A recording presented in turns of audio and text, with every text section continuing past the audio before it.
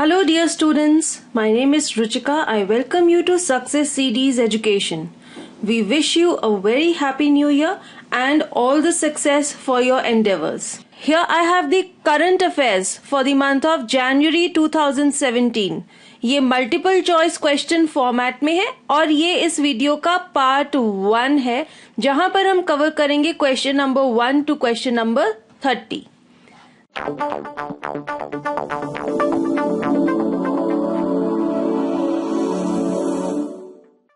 तो चलिए शुरू करते हैं.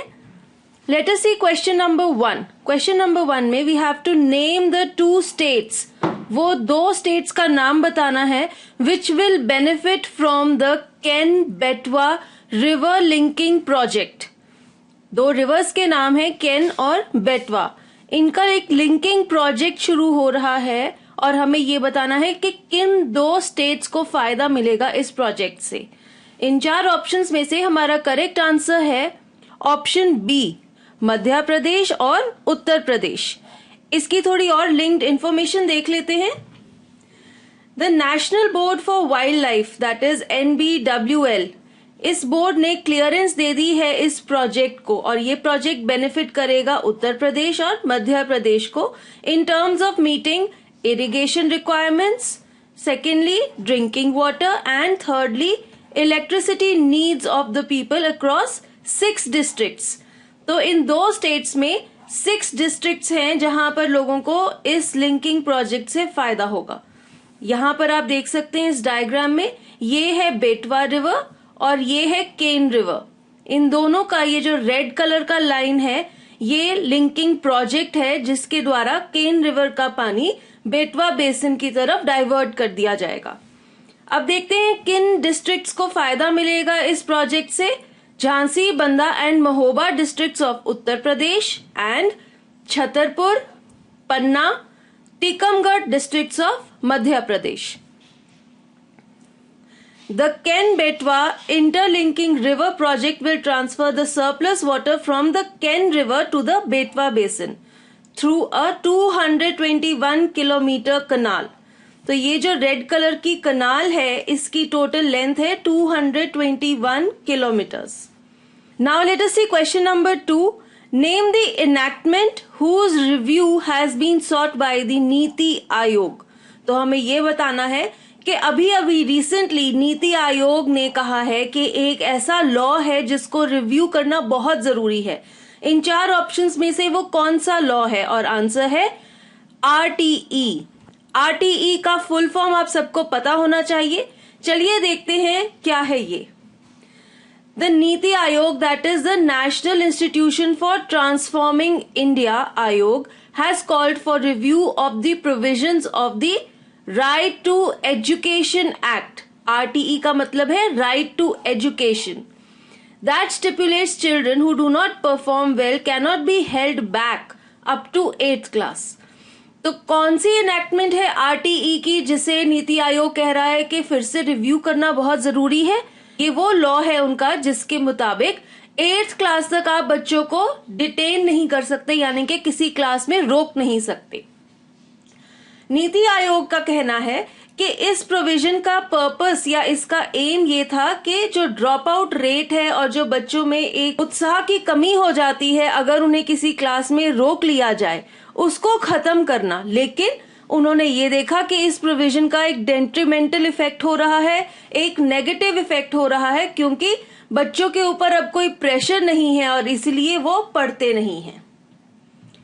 क्वेश्चन नंबर 3 देखते हैं. We have to name the species of turtles which has faced mass deaths at the Hope Island. Turtles यानी कि कछुओं की स्पीशीज है जिनकी बहुत ज्यादा संख्या में मौत हो रही है होप आइलैंड में. हमें बताना है कौन सी स्पीशीज है वो टर्टल्स की और हमारा सही आंसर है ऑलिव रिडली. होप आइलैंड कहां पर है? यहां आप देख सकते हैं इंडिया का मैप है और ये आंध्र प्रदेश का एरिया है. ये देखिए ये एनलार्ज्ड व्यू है जहां पे ये रेड कलर डॉट है. This is the Hope island which is situated in Andhra Pradesh. Hope island in Andhra Pradesh has become a graveyard for olive ridley turtles. These are the species olive ridleys. after 54 carcasses were spotted on the shores of the island. इनकी मौत का कारण क्या है? Mechanized fishing boats which move in the Bay of Bengal coastline, they crush most of these turtles under it, leading to their death. Let us see question number 4. We have to name the newly launched second Scorpion class submarine by the Indian Navy. Indian navy द्वारा launch की गई ये submarine का नाम बताना है और answer है खंदेरी. इसकी कुछ और इंफॉर्मेशन देखते हैं. ये है वो शिप जिसका नाम है INS Khanderi, the second scorpion class submarine. Submarine वो होती है जो पानी के अंदर ट्रेवल करती है. It was launched at the Mazagon Dock Shipbuilders Limited in Mumbai, Maharashtra. It is the second of the 6 submarines built at MDL in collaboration with France DCNS. एक कंपनी है जिसके साथ कोलैबोरेशन में 6 शिप्स बनाई जाएंगी, 6 submarines बनाई जाएंगी. उनमें से ये दूसरे नंबर की सबमरीन है और इस प्रोजेक्ट का नाम है प्रोजेक्ट 75. इस प्रोजेक्ट 75 के अंदर 6 सबमरीन्स बनेंगी जिनके लिए टेक्नोलॉजी ली जाएगी DCNS से, जो कि फ्रांस की एक कंपनी है. इस सीरीज की पहली सबमरीन थी INS Kalvari, which is completing its sea trials and will be commission shortly. The other 4 submarines will be launched at 9-month intervals after the Khanderi. Question number 5 देखते हैं. We have to name the pesticide which has been declared highly toxic by the Supreme Court of India. एक ऐसा pesticide है, एक ऐसी दवाई है जो पौधों पे डाली जाती है जिसे सुप्रीम कोर्ट ऑफ इंडिया ने हाईली टॉक्सिक डिक्लेयर किया है. आंसर है एंडोसल्फेन. The Supreme Court has described side effects of endosulfane, which is a highly toxic agrochemical, as devastating. आप देख सकते हैं ये बच्चे की शक्ल कैसी है, कितनी डिफॉर्म्ड है. This is due to the presence of endosulfane in the air. Endosulfane is a most toxic pesticide having hazardous effects on human genetic and the endocrine system. The Stockholm Convention on the persistent organic pollutants in 2011 added it in list of banned substances and phasing it out as an agri-chemical. Already ये जो chemical है ये 80 Nations में ban कर दिया गया है because it is very toxic.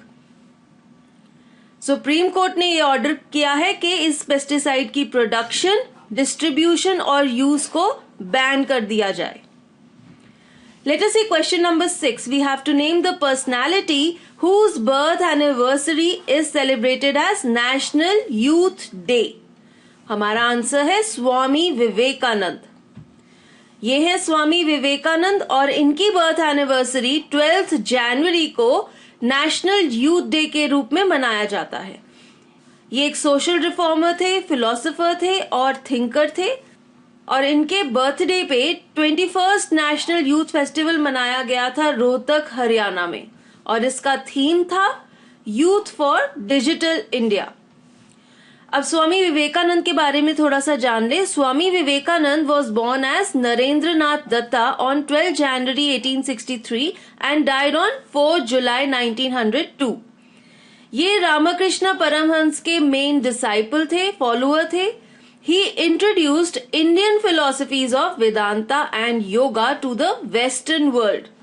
He is credited with bringing Hinduism to the status of a major world religion during the late 19th century. और इनकी एक बहुत ही फेमस स्पीच है जो इन्होंने दी थी Parliament of the World's Religions in Chicago में इन द ईयर 1893. और ये स्पीच कैसे शुरू होती है? Sisters and brothers of America. चलिए क्वेश्चन नंबर 7 देखते हैं. We have to name the organization which has successfully test fired the guided Pinaka rocket. Our answer is DRDO. The Mark II version of Pinaka rocket was test fired from Launch Complex 3rd of the Integrated Test Range at Chandipur on Sea, Odisha. Guided Pinaka is transformed version of the Pinaka rocket Mark II, which has evolved from Pinaka Mark I. It has been jointly developed by ARDE Pune, DRDL Hyderabad and RCI Hyderabad. It is equipped with a navigation, guidance and control kit. अब चलिए question number 8 देखते हैं. Where has Prime Minister Narendra Modi inaugurated India's first international exchange INX? In options में से correct answer है gift city. Prime Minister Narendra Modi inaugurated India's first international exchange India INX at the International Financial Service Center of GIFT. GIFT stands for Gujarat International Finance Tech City in Gandhinagar, Gujarat. चलिए question number 9 देखते हैं. Who out of them is not an Indian American scientist selected for the US Presidential Award? इन चारों में से कौन नहीं है एक कैंडिडेट जिसे यूएस प्रेसिडेंशियल अवार्ड दिया जा रहा है? और इसका आंसर है option B, Manish Malhotra. The Presidential Early Career Award for Scientists and Engineers, short form है PECASE, is the highest honor bestowed by the United States government on outstanding scientists and engineers in the early stages of their independent research careers. The outgoing US President, that is Barack Obama, has selected 4 Indian American scientists among 102 researchers from the PICAS. और ये कौन है? They are Pankaj Lal from the Montclair State University, Kaushik Chaudhary from Northeastern University, Manish Arora from Icahn School of Medicine at Mount Sinai, and Aradhna Tripathi from University of California, Los Angeles. चलिए question number 9 देखते हैं. We have to name the newly test fired first submarine launch cruise missile by Pakistan. हमारा answer है Babar.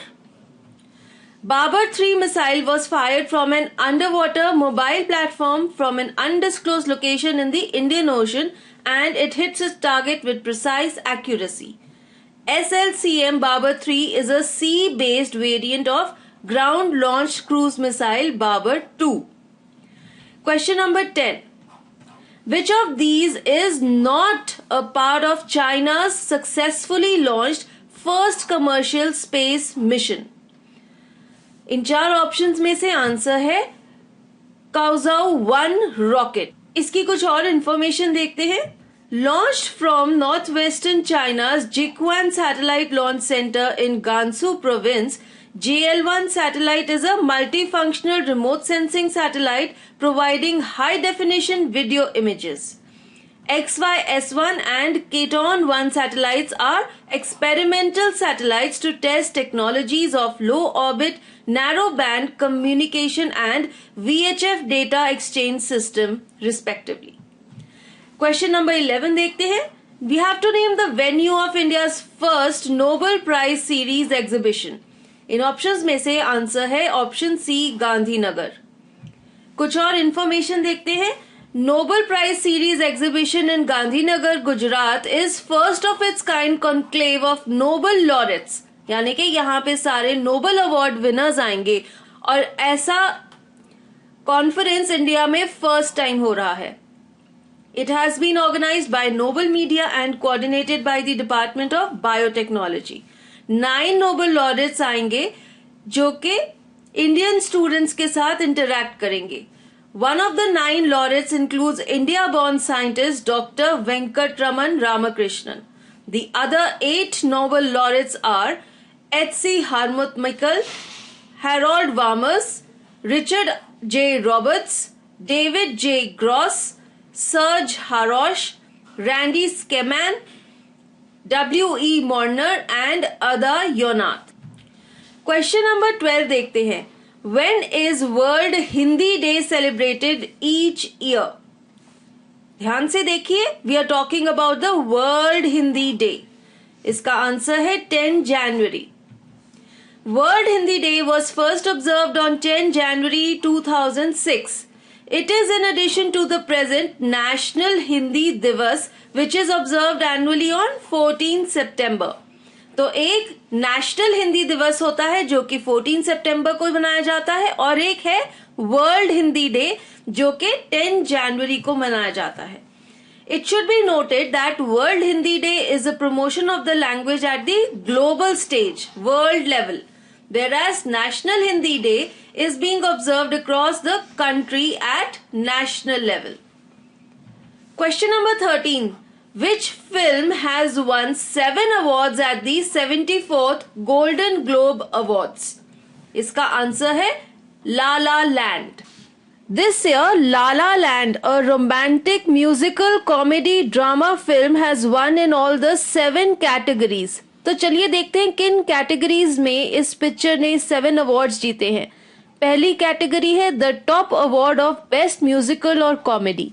Second award है best motion picture musical comedy. Third award है best director in motion picture drama. Fourth award है best actor in motion picture और musical और comedy. Fifth award है best actress in motion picture musical और comedy. Sixth award है best original score motion picture. और seventh award है best original song. Golden globe awards की कुछ और हाइलाइट्स देखते हैं. बेस्ट मोशन पिक्चर ड्रामा मिला है मूनलाइट फिल्म को. Best actor in motion picture drama Casey Affleck for Manchester by the Sea. Best actress in motion picture drama award गया है Isabelle Huppert for Elle. Best actor in motion picture drama Casey Affleck for Manchester by the Sea. Best actress in motion picture drama Isabel Huppert for Elle. Best actor in a supporting role in motion picture Aaron Taylor Johnson for Nocturnal Animals. Best actress in a supporting role in motion pictures Viola Davis for Fences. Best animated feature film Zootopia. Best foreign film Elle in France. Question number 14 देखते हैं. We have to name the venue of the 20th edition of the National Conference for E-Governance. In options में से answer है Visakhapatnam. The 20th edition of the National Conference for E-Governance 2016-17 has started in Visakhapatnam, Andhra Pradesh. इस conference की theme है Internet of Things and E-Governance. The conference has been organized by Department of Electronics and Information Technology and Department of Administrative Reforms and Public Grievances in partnership with the Information Technology, Electronics and Communication Department, Andhra Pradesh Government. Last year ये conference हुई थी नागपुर, महाराष्ट्र में. Question number 15 देखते हैं. What is the expected growth rate of India's GDP for 2016-17? हमारा correct answer है option C 7.1%. यहां पर आप देख सकते हैं जीडीपी ग्रोथ रेट जो है इस साल का that is 7.1%, lower than previous year which was 7.6%. Question number 16. Which institution has developed 3D version यानी कि 3-dimensional version of graphene which is a form of carbon? इसका सही आंसर है option A MIT. MIT which stands for Massachusetts Institute of Technology. यहाँ के researchers ने 3-dimensional version develop की है ग्राफीन की by compressing and fusing the flakes of graphene which is a 2-dimensional form of carbon. तो graphene जो कि carbon का एक 2-dimensional form है क्योंकि वो बहुत पतला होता है, यहाँ आप देख सकते हैं रिसर्चर्स जो कि MIT से हैं उन्होंने इसका 3-dimensional version भी डेवलप कर लिया है. ग्राफीन के बारे में कुछ जानते हैं. It is one of the strongest materials known to man, but so far, because of its extreme thinness, you can see here how thin it is. It was not able for practical use. इसको practical purposes में इस्तेमाल करना इतना possible नहीं था. The 3D version was produced using a combination of heat and pressure. और इसकी वजह से stable structures develop की गए जिनका नाम था diatom. This version is lightweight, only 5% dense as steel, but 10 times stronger. This development could lead production of more lighter, stronger materials. Let us see question number 17. Name the newly elected president of Ghana. Our answer is Nana Akufo-Addo. He is the president of Ghana. Nana Addo Dankwa Akufo-Addo, born 29 March 1944. He is in office since January 2017. इससे पहले ये attorney general थे from 2001 to 2003 and Minister of Foreign Affairs from 2003 to 2007. चलिए question number 18 देखते हैं. We have to name the Indian tennis player among the winners of the 2017 Brisbane Women's Doubles title. कौन सी Indian महिला खिलाड़ी इस खिताब की विनर है? और हमारा आंसर है Sania Mirza. Sania Mirza and Bethany Mattek-Sands win 2017 Brisbane Women's Doubles title. In the final match, the top-seeded Indo-American duo defeated second-seeded Russian team of Ekaterina Makarova and Elena Vesnina by 6-2, 6-3 score. Question number 19. Name the winner of 2017 Qatar Open tennis title in the men's single category. Answer है Novak Djokovic. Novak Djokovic from Serbia won the 2017 Qatar Open tennis title in the men's single category. और final match में जो कि हुआ था दोहा में इन्होंने हराया है एंडी मुरे को जो कि ब्रिटेन से हैं और स्कोर था 6-3, 5-7, 6-4. This was Djokovic's second Qatar Open title after first he won in 2016. तो 2016 में भी इन्होंने यही टाइटल जीता था. Let us see question number 20. We have to name the veteran Indian actor who passed away recently. The answer is Om Puri. Veteran actor Om Puri passed away following a massive cardiac arrest in Mumbai, Maharashtra. He was 66. His acting credits include appearances in commercial Indian, British and Hollywood, independent films and art films. Question number 21 देखते हैं. We have to name the committee set up to frame National Sports Code. Answer है Injeti Srinivas Committee. Union sports ministry ने एक committee develop की है to frame comprehensive national sports development code across sports discipline, यानी कि सारे के सारे स्पोर्ट्स पर यही कोड अप्लाई होगा. और इस कमिटी के जो हेड है उनका नाम है Injeti Srinivas, who is the sports secretary. देखते हैं इस कमिटी के मेंबर्स कौन कौन हैं. Abhinav Bindra, Anju Bobby George, Prakash Padukone, Narendra Batra, Nandan Kamath, Vishweshwar Nandi and Vijay Lokapally. Question number 22. 2017 has been declared as the International Year of Sustainable Dash for Development by the United Nations Organization. इसका आंसर है C. Tourism. The United Nations General Assembly has declared the year 2017 as the International Year of Sustainable Tourism for Development. The declaration recalls the potential of tourism sector to advance the Universal 2030 Agenda for Sustainable Development and 17 Sustainable Development Goals. Tourism is under 3 targets of this Sustainable Development Goals. They are goal number 8, goal number 12 and goal number 14. Question number 23. We have to name the newly discovered 79th organ in the human body. हमारे शरीर में एक ऐसी organ है जिसको अभी अभी discover किया गया है. उसका नाम है mesentery. Scientists from Ireland have claimed discovery of a new human organ named mesentery that exists in our digestive system. It will be our 79th organ. It connects the intestine to the abdomen. The organ was previously thought to consist of fragmented and disparate structures, लेकिन अब उसे एक organ का दर्जा दे दिया गया है. Question number 24. My Business and Digital Unlocked initiatives are of which internet giant company? The answer is Google. Internet giant Google has launch 2 new initiatives. इन 2 इनिशिएटिव्स का नाम है My Business and Digital unlocked.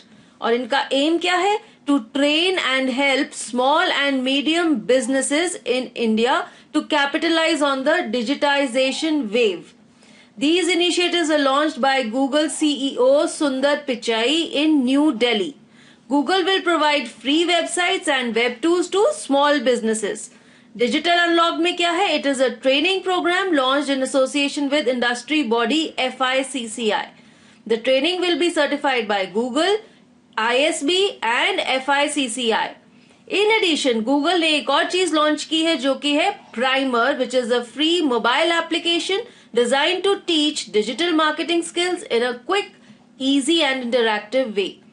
It works offline and is currently available in English and Hindi languages. Question number 25. When is World Braille Day celebrated? Answer है January 4th.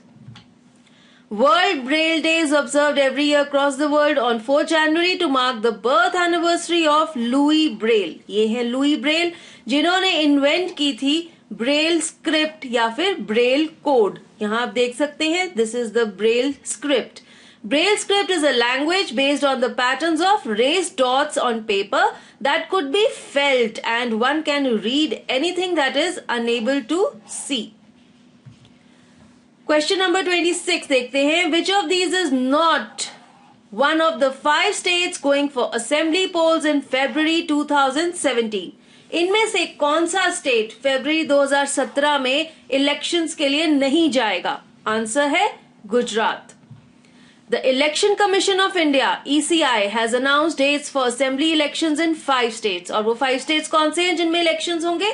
Uttar Pradesh, Uttarakhand, Punjab, Manipur, Goa. There will be single phase elections in Uttarakhand, Goa and Punjab. Uttar Pradesh में, जो कि India का सबसे बड़ा state है, 7 phases में elections होंगे और टोटल सीट्स है 403. इलेक्शंस होंगे 11 फेब, 15 फेब, 19 फेब, 23 फेब और 27 फेब, 4 मार्च एंड 8 मार्च. मणिपुर में इलेक्शंस होंगे 2 फेजेस में on 4th and 8th March. Question number 27. Who is the newly appointed executive director of the RBI? Answer है Surekha Marandi. The RBI has appointed Surekha Marandi as its executive director. She was appointed in place of U.S. Paliwal, who retired on December 31, 2016. इससे पहले she has served as the principal chief general manager and chief vigilance officer in the RBI over a span of 3 decades. चलिए question number 28 देखते हैं. BCCI president has been removed from his position by which authority? BCCI president जो कि है अनुराग ठाकुर, उनको उनकी position से हटा दिया गया है. किस अथॉरिटी ने ये किया है? Supreme court of India. The supreme court has sacked BCCI president Anurag Thakur and BCCI secretary Ajay Shirke after they failed to implement the reforms recommended by the Justice Lodha Committee. यहां पर उस committee की reforms हैं जो उन्होंने recommend की थी, ये आप देख सकते हैं. क्वेश्चन नंबर 29 है. Name the newly appointed chairman of the UPSC यानी कि यूनियन पब्लिक सर्विसेज कमीशन. इसका आंसर है David R Semley. Professor David Semley has been appointed as the chairman of the UPSC as per Article 316 of the Constitution of India. He will take over from Alka Sirohi and shall remain the head till his retirement on January 21, 2018. Prior to this appointment, इससे पहले ये UPSC के member रहे हैं from June 25, 2012. He is an academician, author and historian. He is the former Vice Chancellor of Rajiv Gandhi University, Doimukh, Arunachal Pradesh. Question number 30. We have to name the successfully test-fired ICBM by India. The answer is Agni 4. सबसे पहले देखते हैं ICBM क्या है. Intercontinental Ballistic Missile. India has successfully test-fired ICBM Agni 4 from the Abdul Kalam Wheeler Island off Odisha coast. Agni-4 is a two-stage surface-to-surface nuclear-capable intercontinental ballistic missile. It has been designed and developed indigenously by Defense Research and Development Organization DRDO. With this, our video session comes to an end. Thank you for watching this.